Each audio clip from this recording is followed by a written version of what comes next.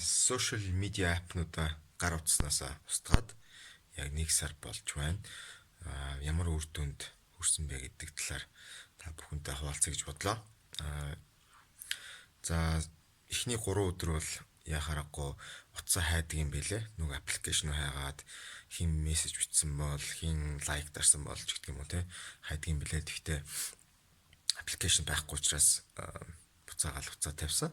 Гэхдээ мессенжерийг бол маш одоо хуулж мессеж хүн рүү мессеж бичих шаардлага гараад одоо утасны дугаар нь байхгүй ч юм уу те.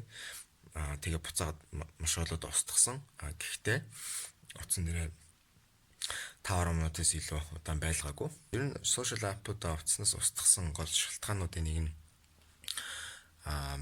ихэнх одоо мессенжер, Instagram ч юм уу, Twitter ч гэх юм уу те энэ аппликейшнууд утсыг чинь насаах, мэдээлэл цуглуулах те бүрэн эрэхтэй байд юм байлаа. Тэгэхээр түүнийг би хүлээн зөвшөөрөөгүй. Сошиал медиа аппуудад донтсон байсан анзаарсан. За ягаад донтсон байсан гэхээр хэрвээ яг Facebook дээр ямар үйлдэл хийдэг вэ, юу хийдэг вэ, ямар үр бүтээлтэй байдаг вэ гэд харахаар нэг бол стори үздэг, одоо хүн амтны стори, гүйл өөрийнхөө сториг хийдэг. Тэгснэ хэдэн хүн миний сториг үзсэн байна, хэдэн лайк дарсан байна гэдэг юм уу те.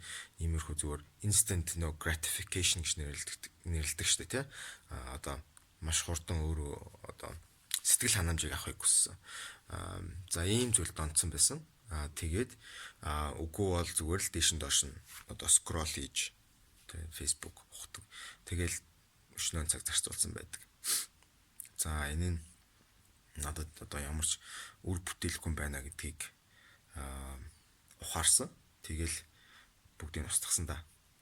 За тэгэхээр та бүхэн ч гэсэн бас туршаад үзээрэй. Ялангуяа хэрвээ та багш юм уу сургууль хүмүүжүүлэгч эцэг их болвол утаснаас энэ одоо сошиал медиа аппуудыг устгаад нэг илүү чухал зүйлдээ одоо анхаарал тавиараа үр хөвгтдээ гэр бүлтэй эсвэл одоо хичээлээ яаж сайн заах вэ гэдэг юм уу.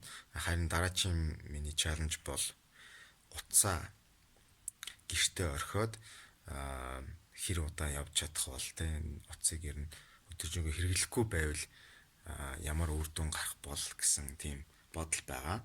За тэгээд туршиж үзчих юм бол та бүхэнд хаваалцах болно. За амжилт хүсье.